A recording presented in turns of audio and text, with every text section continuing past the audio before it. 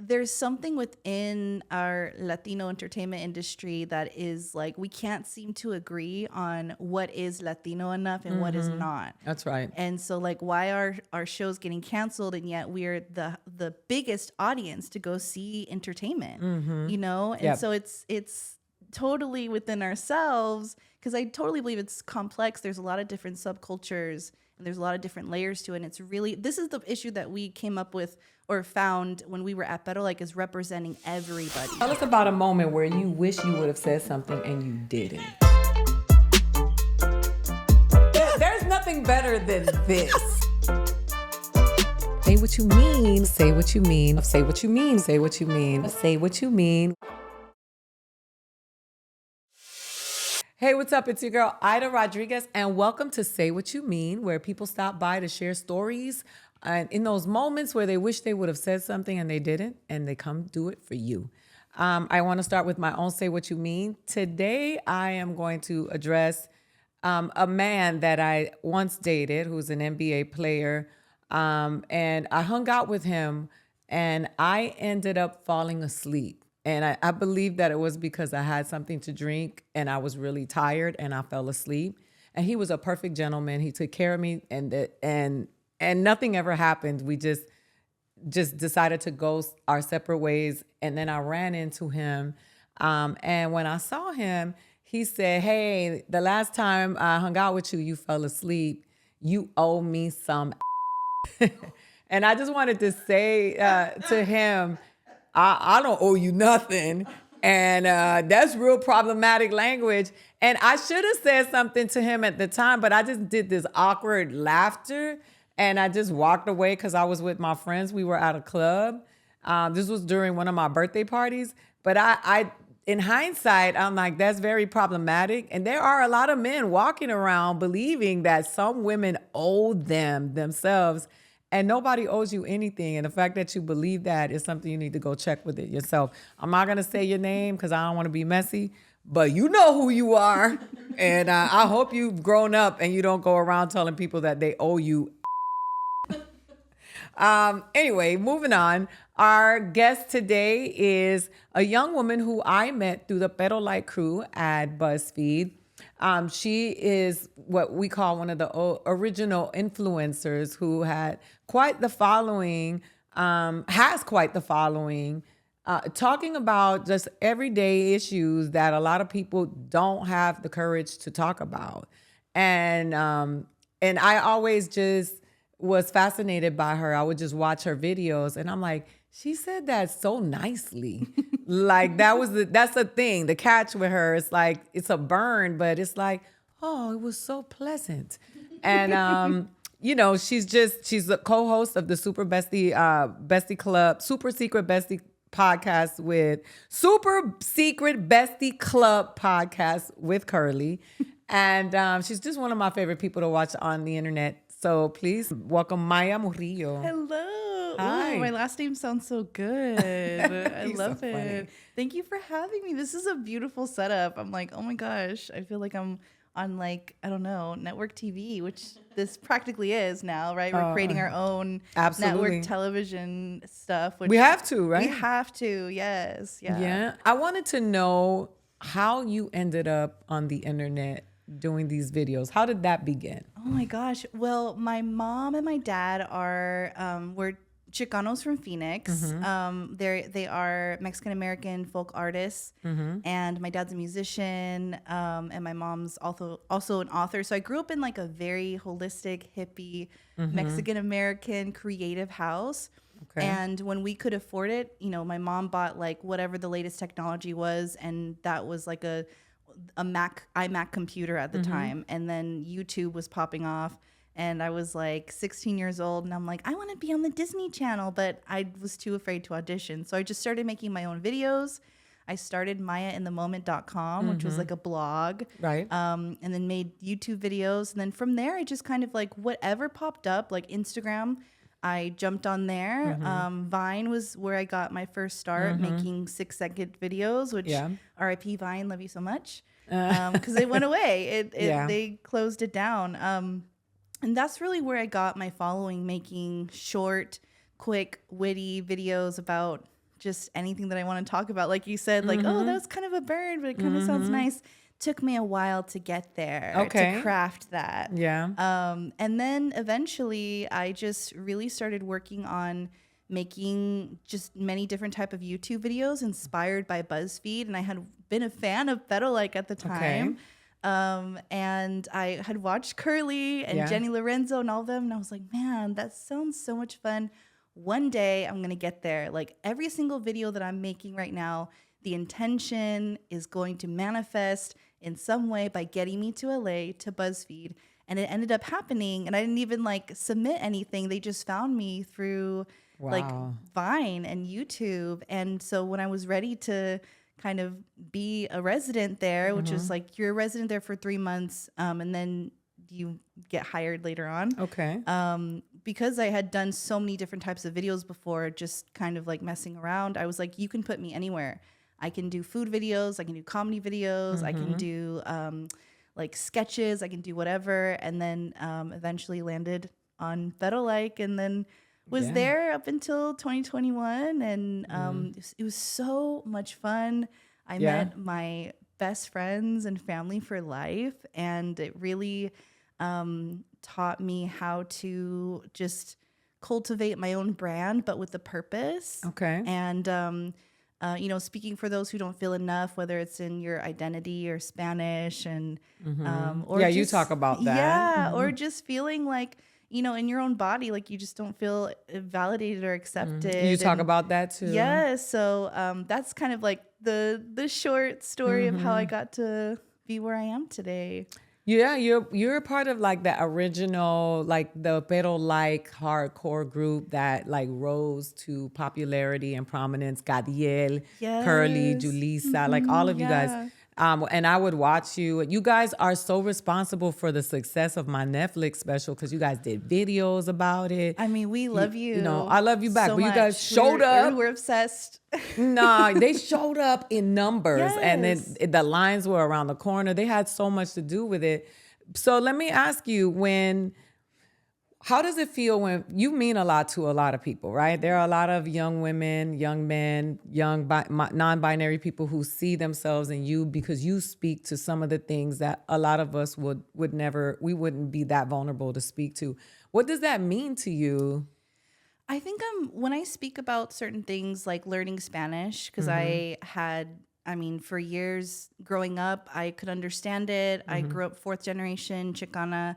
Spanglish, I would say, was like my first language. But I was always too afraid to speak it because whenever I would, the response would be like, oh my God, what are you saying? Or I can't understand you, whatever. And so I wanted to take charge. And I started that video series at Better Like. And it was just kind of like something for me to take a hold of my own journey and learn Spanish, So I documented my Spanish learning journey. And so I was like, now I'm going to be finally accepted in the culture and like, yes. And then it was like, oh, your accent, oh, your whatever. Like, so they hated me for not speaking Spanish. And then they hated me for like learning, and I just saw something recently.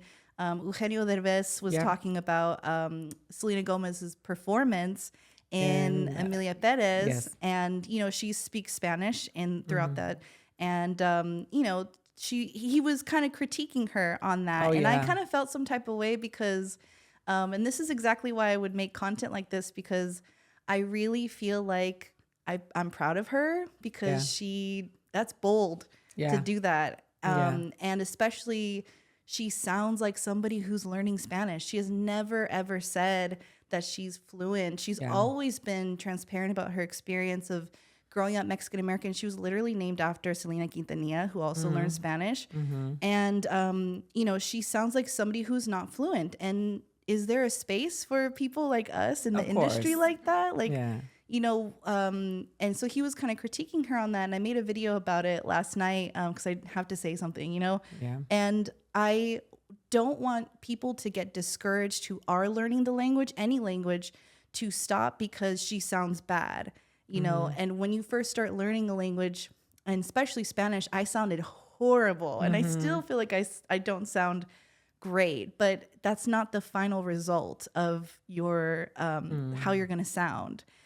So when I'm talking about this stuff, I'm kind of talking to my inner child, but I'm Gotcha. also talking to, I mean, and I know a lot of people can resonate with that, with not feeling enough, but I just think like I don't want anyone to feel discouraged by these types of critiques, because it's also performance in movies and stuff is subjective. Like Right. if she didn't connect with the audience and she didn't connect with the audience, whatever, but she tried, Yeah. and that's bold. And I heard respect all her for good that. things about this movie. Yeah, I just was kind of like, when it comes from like such a comedic giant like Eugenio, I was kind of like, okay. But then we see something like Casa de mi Padre, which was that Will Ferrell movie where he speaks Spanish throughout the entire thing. And the director and the writer are white men. They're not Latino at That's all. right. We're celebrating Will because he's funny and like, oh, he gets a pass. But yet when it's a Latina who's learning the language, we're hypercritical. She's a no sabo kid. And I don't with that. I respect it. You know what's interesting is the Colonial Project, as I have been starting calling it.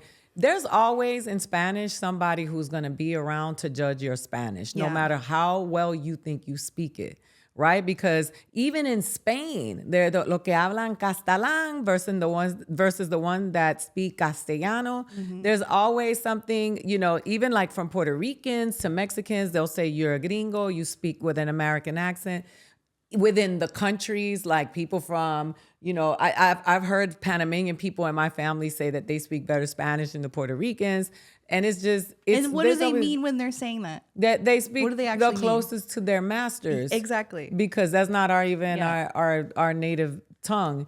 But I just think it's so stupid. It's just such a waste of time to do that to one another, because we have so many more important issues to be worried about. I'm bored of it. Yeah. I'm bored. It's boring. I don't like it. Like it's just something that I'm like, can we move on? And can we just like talk about other things that are actually being underrepresented, you know, in our community? And I feel like there's something within our Latino entertainment industry that is like, we can't seem to agree on what is Latino enough and what is not. That's right. And so like, why are our shows getting canceled, and yet we're the biggest audience to go see entertainment, you know? And so it's totally within ourselves, because I totally believe it's complex. There's a lot of different subcultures and there's a lot of different layers to it. And it's really, this is the issue that we came up with or found when we were at Pero, like, is representing everybody. Yeah, impossible. It's impossible. Yeah. And we got a lot of criticism back then. Like,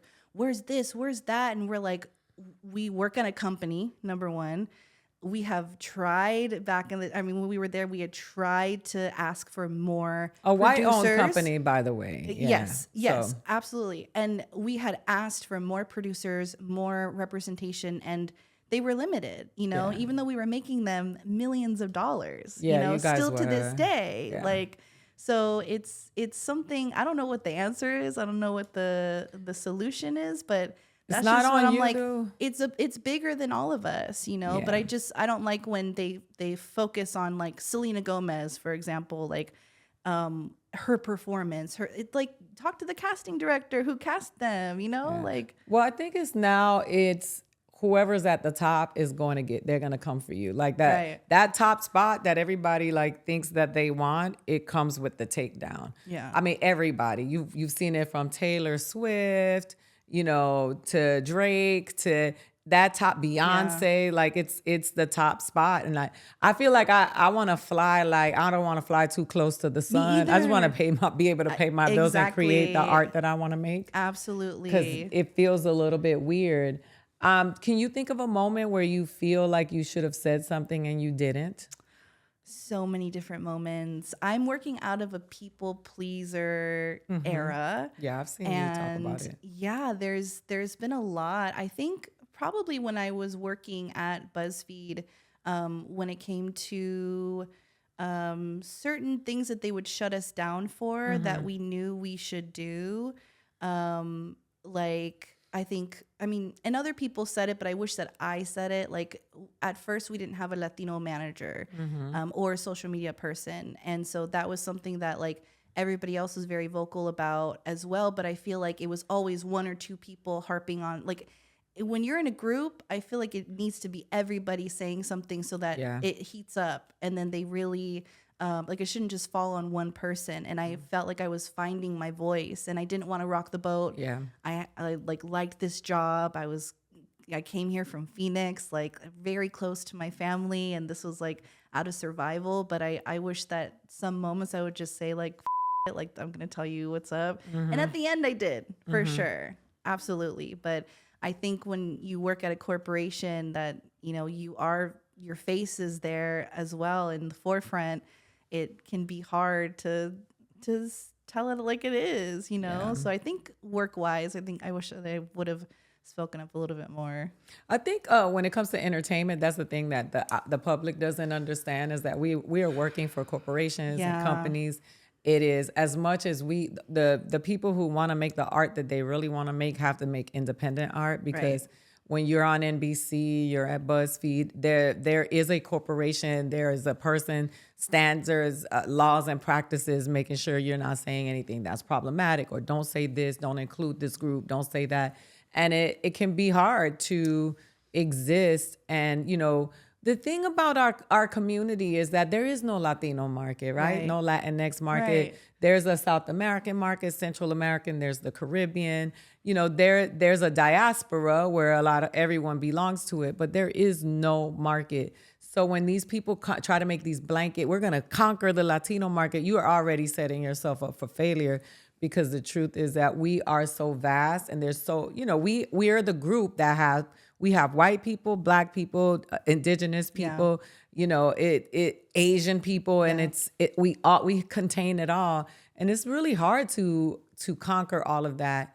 I was just talking to somebody yesterday, because I did a keynote last night with Latinos, but I had made a speech some years ago that I forgot about, where I said that I think the worst thing that ever happened to us is that they gave us flags, because those are also colonial flags, and we hold those flags and we like to brandish them against each other. Yeah. But the reality of it is that we're just holding up another flag that a colonizer created. How do you feel? How much of an activist do you think you are? You speak up a lot. Oh my gosh. I feel like I want to become more educated within activism, but I feel like when I want to speak on something, I'll speak on it. And I feel like the term activist also comes with a lot of stuff that I feel like I'm not equipped for. Same. But I will be an activist. I will speak on whatever I need to speak on and what's important. But, you know, obviously with an educated kind of background, but also an experienced background, you know? But I don't know, I'm kind of scared of that word. I agree. Right? I mean, I feel like as artists, we get to have, there's activism in our art, but I like to shine the light on the activists who don't really get the shine, because when I get a job, I go work, right? And people, don't say that, but it's true. It's if I book a TV show, I'm going to go work. And there is somebody who does that every day. But I think that Pero Likes, the group, was very revolutionary in the things of talking about Afro-Latinidad, using the word indigenous and talking, you know, putting a face to that. There was just so much. How proud are you about all the utilization of the words from those videos that were used to move us forward? Yeah, I feel I was learning as I went as well, because my experience was just like fourth generation Mexican-American Chicana in Phoenix. And I don't think I had ever met a Dominican, a Puerto Rican. Like it was very kind of like small town vibes. Until I got to Federal-like, and I was like, wow, I'm like, it's beautiful. And I feel very proud that I was able to contribute in some way. And the Noberto Briseño was, he was one of the founders of Federal-like. Every time there was somebody new, a new producer, he would be like, you're not here to be famous. You're not here to build up your brand. You're here for the culture. Like that's the foundation that we came into. So like, yes, you can speak about these things of your personal experience, but what is it kind of like representing, and who do you see, who are you talking to? So, if it was immigration issues, I'm several generations in, but I was still speaking about those. That's right. Because we worked together on scripts and everything. And I knew that one of my talents is speaking and getting the message out in the way that I can. And maybe it's not writing as much, but I know I can like help in that way. I feel like we all had little superpowers. And everybody was like, what are you going to do? What do you need help on? Okay, go. And then we would go and do it. Yeah. And it was never self-serving. It was all... it was a movement. It was a movement, and it was very genuine, very real. And were there some things that we were just learning in real time that maybe are problematic now? Absolutely. I feel like things are constantly changing. We're constantly learning, but... I feel very, very proud. I always get like choked up. I was in some of those videos that were considered problematic. Right. I mean, you don't know until you learn more and more stuff comes out and I think I feel very proud and I just look back on that time with such like, oh, like I feel so What was your warm. favorite viral video of yours? What was the one? Oh my gosh. I feel like not a lot of my videos went super viral, but the one that did go mega viral that I was proud of myself for jumping on. It was a comedic video. It was a parody of that BBC interview where that father was at home and he was talking and then the baby comes in and then the other baby comes in and then the mom's like dragging the kids out.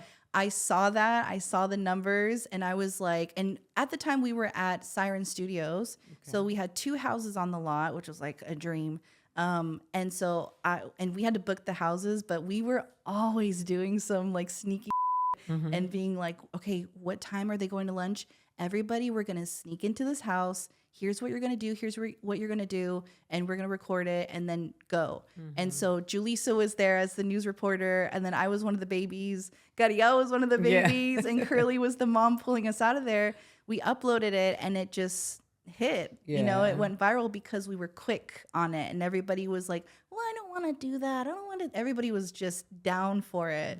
And I'm just so proud of that because of how connected we were as a group. Yeah. And I remember like Quinta Brenson like commenting on it, like, on our like messaging She's also thing. A Buzzfeed kid. Yes. Too. Love you, Quinta. Love you so much.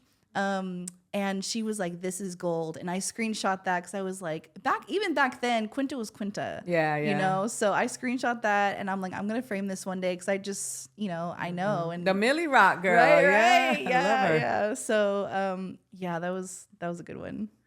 So we have a segment called Shoulda Kept That. Okay. And in this segment, someone shares a story with us and I'll share it with you and everyone else. And then we'll ask you if you think they should have kept that. Okay. I started this new job at this really cool bar, but the boss was she's 15 years younger than me, but looks 20 years older. She thinks she knows everything and nitpicks at it all. I've been bartending since before she got her first kiss. So I was talking about her to a coworker, really going in. I'm sure I called her everything but a child of God. What I didn't realize, the coworker I was talking to was her partner. I now work at Chili's. I love your facial expression. It was like a roller coaster. I was like, I mean, is Chili's paying well? Chili's is nice. I love Chili's. I don't know. I feel like you should say what you need to say. Like, that's perfect. I feel like they probably needed to hear that anyway. Because sometimes people need to know about themselves, and I feel like that's how people turn into narcissists, is that nobody really like tells them what they need to hear. Exactly. And I think we should do more of that. So okay, I'll go to Chili's. Tell me what Chili's you're working at, and I'll go. All right. So our next segment is called Say It With Your Chest. And this is just to get to know you a little bit better. So I'm going to ask you like these questions as a lightning round per se. And you tell me what you think. Okay. Smash or pass? Boba bubble tea. Oh, smash. Big smash. Okay. Would you rather Instagram or TikTok? Oh my gosh. TikTok. Yeah. How old were you when you had your first crush? How old? Mm-hmm. Oh, 5 years old. Yeah? Yeah. Who did you have a crush on? Oh, Simba and Lion King. Jason Weaver or Simba the cartoon? Oh, next. Oh. Fight or flight, 8 rabbit bunnies. What? Yeah. Are you fighting? Are you throwing down? Or are you running? I'm running. You. I'm running. If you could say one thing to your favorite teacher, what would it be? Oh my goodness. Miss Razor was my theater teacher in high school. And we had a theater teacher prior that was just like horrible and weird. And they never gave me a chance. I knew at the time I could sing, but I was just too afraid. And she was the first one who gave me a chance in the school musical. And I felt really like, I don't know, she just encouraged me. And that really helped me at a young age to be like, wait, I do have some things. You know, your parents sometimes are like, oh, you're so great and everything, or like your family or like your other support system. But when it comes from an outside person who like sees you, I feel like whenever I win like an award, like an Oscar or Tony or Emmy or whatever it is, I'm definitely going to thank her. So thank you, Miss Razor, for that encouragement. Tell her to go look in the camera. And Miss Razor, love you, girl. Thank you for casting me as church leader in Guys and Dolls. I sang More I Cannot Wish You. Oh, nice. And made my family cry. And I was like, oh, I have something. I made people cry. That's the goal, right? Right. So what's the big picture for Maya? What does Maya want to do?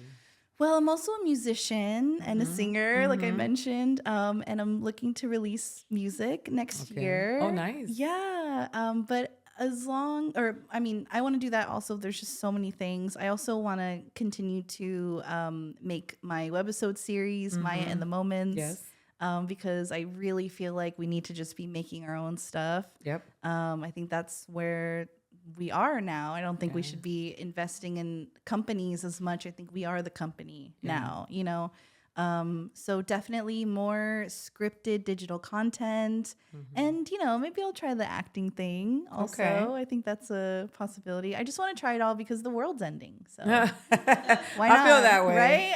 I'm really like, it. Like, Yeah. Who cares? Everything is. You see how different it sounds with a nice voice? I feel the world is ending. Like it. And I sound like ending. I just sound dread. And then you're like, I feel like the world is ending. Yeah. And it's just like, yeah, let's all end it together. Because it is. It totally is. When you say you feel like the world is ending, what does that mean? Well, obviously politically, like everybody's super scattered, and like, was I really surprised? Like, no, you know, I think that who knows what's going to go down, and why not make all of your dreams come true right now before we're not able to make any choices as women and as queer people and as just members of society, you know? Yeah. Handmaid's Tale vibes. You don't like the red dresses? No, if they were like pink or I would be in the green dress. I'm gonna find a way to marry me a commander. I don't. Right. I have nothing to offer anybody. So that is so funny that to hear younger people talk about how they feel like the world is over. Like it feels like. It's so funny because we've been living under. I mean, it has been ending, right? For a long time. Yeah. It's like that when people are like, "How do you feel about what's going on?" I'm like, "You mean this time?" Like, right? Because it's been happening forever. I don't remember. I'm not conscious of Ronald Reagan being the president, you know. Right. But I do know that don't sound like it was hot. Like, I think when I hear Ronald Reagan, I think of crack, and I'm like, you know, and his wife saying, "Don't do drugs," and then them dropping it off in our neighborhoods. Yeah. So when I hear this, it makes me sad to hear that. You know, I mean, I feel like a lot of my community in a really weird way feels a little energized because of, you know, it's the final countdown. I mean, it has been, but no, for real, sorry. I mean, don't you feel it a little bit? Like, it feels like, okay, I turned 31 this year, and I feel like that was a whole thing that just kind of like, you know, my brain, I guess, is fully developed now. And I guess it was at 25, but like now it really feels fully developed. Well, it depends on where you are. I felt it at 30, where I was like, I feel like, okay, some things are, they're here, they're staying there. And I also feel like I'm moving out of a people pleasing thing. And I also just feel like some parts of our entertainment business is bullshit and fake and weird. And I don't want to fly too close to the sun as well. I just want to like make my stuff, and I don't want to hinder myself. And I feel like I have been hindering myself a lot and not going full force. And I think I'm using like the world is ending as a thing of like, okay, let's go, let's do this. Do I really feel like it's ending? I mean, well, yeah, but like I feel like it's something that I need a sense of urgency for me to just like go and do it. Come on, let's go. Who are some of the artists that you really respect? Name 3, like people that have a career that you're like, ooh, I like that. Oh, I mean, I'm going to say Selena Quintanilla, obviously. I mean, when I think I really loved how she took control of learning Spanish, and her dedication to just like training her voice and as a singer, and her just stage presence, and how like Curly and I talk all the time about her. Anything for Selena. Yes, yeah. I really I totally think she's like a patron saint, artists, I would just say the last 2, my mom and my dad. Oh, that's beautiful. Yeah, because they are homegrown, they really are great manifestors, and they work very, very hard also with the foundation of love, kindness, and doing things for the culture with a purpose. Yes. And that's been the main drive for me my entire life, is doing things for a purpose, Yeah. And I love them so much. They're great. And great. Her mom has a beautiful journal. It's called Planta tus sueños, and that means plant your dreams. And it's my favorite. It's one of my favorite journals. It's by my bed. I think it's beautiful. It's beautiful. Yes. It's a beautiful journal. Yeah. It makes you want to write in it. Yeah. So the Crafty Chica is my mom's social, Kathy Cano Murillo and Patrick Murillo. And they have like art for sale, and my dad's new album is out. You're an art kid for real. Yes. And I'm also like, Did they make you take baths? No, I'm just no. Girl, we always had like dirty feet. And like, artists. No, like and I didn't really. I mean, but it's true. No, it's the artsy people. It's like vibe. What you vibe? Yeah. For those people who don't know who you are, let them know where they can find you. Yeah, this camera. Yeah. You can find me at Maya in the Moment, MAYA in the Moment, anywhere where you scroll. My name is Maya Murillo, and if you like to giggle, if you want to giggle or just like cringe a little bit, then check me out. Thank you for being here. Thank you. And we'll see you next time. We want to invite you to follow us on social media at SWYM Pod on all social media platforms. If you are listening, please hit the subscribe button if you're on Spotify or Apple. If you are watching, please hit the subscribe button. Don't forget to give us your rating and your review. And we will see you next time on Say What You Mean.